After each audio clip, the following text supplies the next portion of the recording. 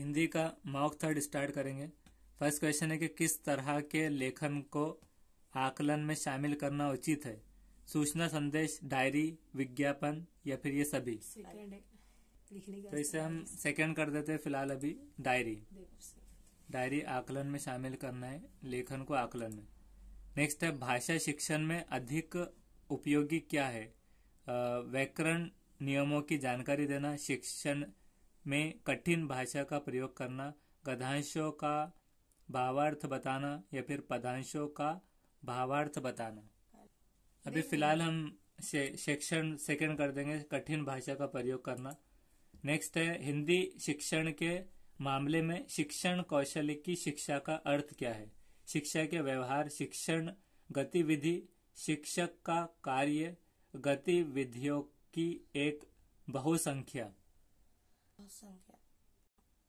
तो हिंदी पढ़ाने में मामले में शिक्षण कौशल्य की उसकी आगे अच्छा करने के लिए शैक्षणिक अर्थ उसमें क्या हो सकता है?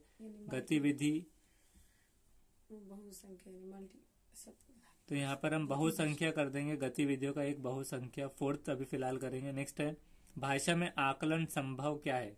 भाषा में आकलन संभव केवल परीक्षाओं द्वारा या फिर केवल परियोजनों कार्य द्वारा या फिर केवल गतिविधियों द्वारा या फिर सीखने लिखने की प्रक्रिया के दौरान अवलोकन द्वारा। तो हम फोर्थ कर देंगे, सीखने सिखाने की प्रक्रियाओं के दौरान अवलोकन द्वारा भाषा में आकलन संभव है।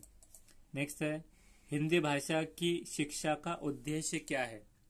छात्रों में व्यावसायिक कौशल्य विकसित करना या फिर छात्रों में सामाजिक जागरूकता विकसित करना या फिर परीक्षा के लिए छात्रों को तैयार करना या फिर व्यवहारिक जीवन के लिए छात्रों को तैयार करना। इसे फिलहाल अभी फर्स्ट और थर्ड में कंफ्यूजन है, तो भी हम फर्स्ट कर देंगे, छात्रों में व्यावसायिक कौशल्य विकसित करना।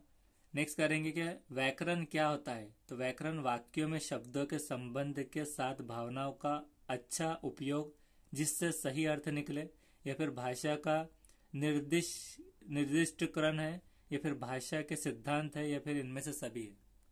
तो व्याकरण का हम सभी कर देंगे कि सिद्धांत निश्चित करना और भाषा के साथ भावनाएं। नेक्स्ट है राजभाषा का तात्पर्य क्या है? कि देश की सांस्कृतिक भाषा या फिर देश की सर्वाधिक बोली जाने वाली भाषा या फिर सरकारी कामकाज की भाषा या फिर आदर्श भाषा। तो इसे फर्स्ट अभी फिलहाल कर देते हैं हम, राजभाषा का तात्पर्य देश की सांस्कृतिक भाषा। तो इसको फिलहाल अभी फर्स्ट करेंगे, हम सेव करेंगे। नेक्स्ट है किस विधा के शिक्षण के समय आप मौन पठन को महत्व देंगे? कविता, एकांकी, निबंध या फिर संवादात्मक कहानी? इसे फिलहाल हम एकांकी कर देंगे, फिर उसको सेव करेंगे। नेक्स्ट है सूक्ष्म शिक्षण प्रक्रिया में कितने चरण है? 2, 3, 4, 6। सूक्ष्म शिक्षण प्रक्रिया में 3 या 4 है। इसे फिलहाल हम 6 कर देंगे, 6 करके सेव करेंगे। नेक्स्ट है भाषा के कौशल्य है सुनना, बोलना, पढ़ना, लिखना है बोलना, पढ़ना, लिखना, समझना, पढ़ना, लिखना, सुनना, समझना या लिखना, समझना, पढ़ना, स्मरण करना। भाषा के कौशल्य क्या है? इसे फिलहाल हम फर्स्ट कर देंगे, सुनना, फिर बोलना, पढ़ना, लिखना। नेक्स्ट करेंगे निम्नलिखित में से कौन सा शब्द आकाश का वाचक नहीं है? अंबर, व्योम या फिर जलज? जलज नहीं हो सकता, तो ये नहीं है तो जलज ये कर देंगे हम। नेक्स्ट है बच्चों में भाषा संबंधी प्रमुख कठिनाई कौन है? पाठन संबंधी कठिनाई, उच्चारण संबंधी या वर्तनीय संबंधी कठिनाई, उपरोक्त सभी कठिनाइयाँ। इसे हम कर देंगे उपरोक्त सभी कठिनाइयाँ, वर्तनीय, उच्चारण, पाठन सभी।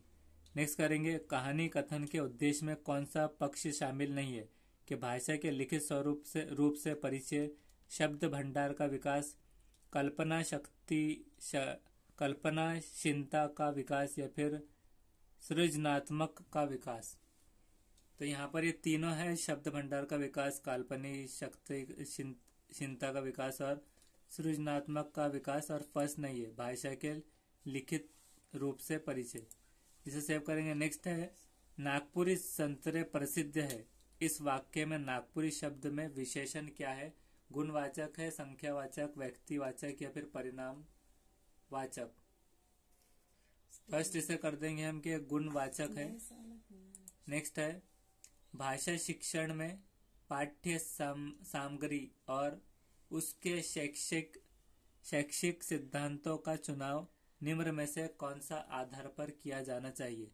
समाज की जरूरतों के आधार पर या फिर शिक्षक की जरूरतों के आधार पर, छात्र की जरूरत के आधार पर या फिर अभिभावकों की जरूरत के आधार पर? अभी फिलहाल हम इसे अभिभावकों की जरूरत के आधार पर या फिर छात्र की जरूरत के आधार पर, तो अभिभावकों की जरूरत के आधार पर ये कर देंगे। अभी फिलहाल सेव करेंगे। नेक्स्ट है सीखने को स्थायी बनाने में किसमें मदद मिलती है? सीखने की स्थायी बनाने में किसमें मदद मिलती है? शैक्षणिक सामग्री में या फिर शैक्षणिक योजना में या फिर मौखिक निर्देश या फिर इनमें सबके सब? तो इसे अभी फिलहाल हम फोर्थ कर देंगे। सब मौखिक शैक्षणिक शिक्षण सामग्री सीखने के स्थायी बनाने में मददगार। नेक्स्ट है एक बालक सामान्य किस कार्य में अधिक रुचि लेता है? जो कल्पना से संबंधी होती है उसमें, या फिर जो यथार्थ जीवन में जुड़ा हो उससे, या फिर जो तर्कों पर आधारित है, या फिर उपरोक्त सभी? तो इसे हम फिलहाल अभी सेकंड कर देंगे कि यथार्थ जीवन से जुड़ा हो, ये कर देंगे अभी फिलहाल, इसका कंफ्यूजिंग है। नेक्स्ट है सत्य बहद मूल्यांकन पद्धति के अंतर्गत भाषा शिक्षण हेतु किस प्रयोग समीचीन एवं तर्क संगत है? चार्ट, मॉडल, चित्रांकन, तो उपरोक्त सभी? तो इसे हम फोर्थ कर देंगे, उपरोक्त सभी। नेक्स्ट है अभ्यास के सिद्धांत में सबसे अधिक महत्व किसको दिया जाता है? मौखिक वाचन को, लिखने को, पढ़ने को, या उपरोक्त सभी? तो इसे हम उपरोक्त सभी कर देंगे, सेव करेंगे। नेक्स्ट है भाषा में वाचन कौशल्य का अर्थ क्या है? कि पाठ्य सामग्री को पढ़ना, पाठ्य सामग्री के शुद्धता के साथ पढ़ना जिसका अर्थ स्पष्ट हो, या फिर पाठ्य सामग्री का मनन करना, या फिर उपरोक्त में से कोई नहीं? तो सेकंड कर देंगे अभी, पाठ्य सामग्री को शुद्धांत के साथ पढ़ना जिसका अर्थ। नेक्स्ट है छात्रों को गृह कार्य दिया जाता है, होमवर्क, क्यों? क्योंकि छात्र घर पर पढ़ाई कर सके, या फिर छात्रों में विकास के लिए, पढ़ाए गए पाठ की जांच के लिए, या फिर लेखन कौशल्य विकसित करने के लिए? इसको फिलहाल हम फोर्थ कर देंगे, लेखन कौशल्य विकसित करने के लिए। नेक्स्ट है कक्षा में भाषा शिक्षण के समय किस प्रकार के छात्रों पर ध्यान देना आवश्यक है?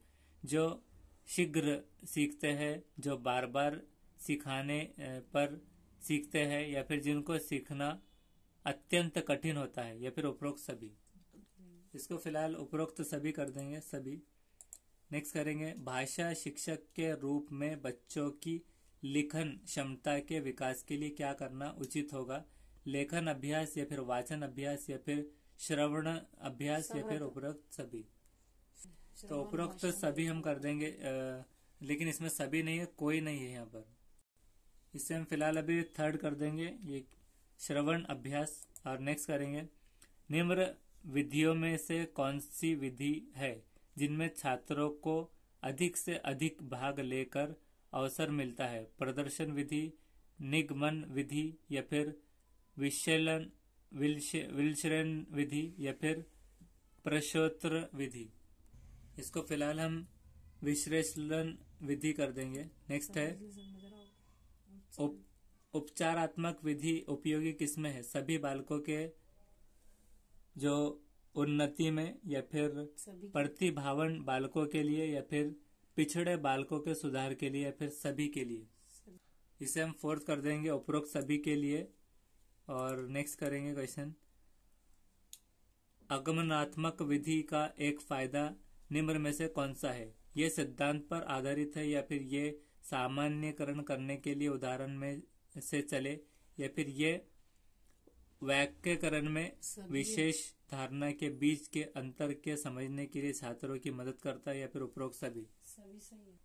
फिलहाल इसे हम उपरोक्त सभी कर देंगे, सेव करेंगे। नेक्स्ट करेंगे चौराहे पर खड़ा ट्रैफिक पुलिस की सिपाही के हाथों में। यहाँ पर जो वाहनों के आने आने के लिए जो आता है, ये भाषा कौन सी है? तो सांकेतिक करना है इसे, फोर्थ। नेक्स्ट है, सीखना विकास की प्रक्रिया है, ये कथन किसका है? डाल्टन, फ्रोबेल या फिर वुडवर्थ या फिर स्किनर। तो इससे हम थर्ड कर देंगे वुडवर्थ। और नेक्स्ट करेंगे, इस तरह के चार्ट चित्रों और चित्र के रूप में शिक्षण साहित्य सामग्री हिंदी के शिक्षण में इस्तेमाल किया जाना चाहिए। पहला है कि मानसिक रूप में छात्रों को तैयार करे। दूसरा है कि आगे की तैयारी के लिए प्रेरित या फिर महंगी नहीं है। तो केवल 2 है या फिर दोनों 1 और 2 है या फिर 2 और 3 है या फिर इनमें सब है। इसे हम 1 और 2 कर देंगे कि आगे की तैयारी के लिए प्रेरित और मानसिक रूप से छात्रों की तैयारी करें। नेक्स्ट है क्वेश्चन, निम्नलिखित व्याकरण शिक्षण पद्धति में कौन सा समय पर पाठ्य पुस्तक या रचना लेखन के शिक्षक की परेशानी है? वो पहला है कि निगमनात्मक विधि या फिर अधिष्ठापन विधि या फिर है आगमनात्मक निगमात्मक विधि है या फिर आकस्मिक विधि है। इसे फिलहाल हम थर्ड वाला कर देंगे कि आगमनात्मक निगमात्मक विधि, ये कर देंगे और सेव कर देंगे। सेव करेंगे और फिर अब उसे एंड करके देखेंगे कितने सही है और कितने गलत। तो यहाँ पर 19 सही है और 11 इनकरेक्ट है। तो ये कौन सा गलत है, हम इसे नेक्स्ट वीडियो में देखेंगे आंसर वाली।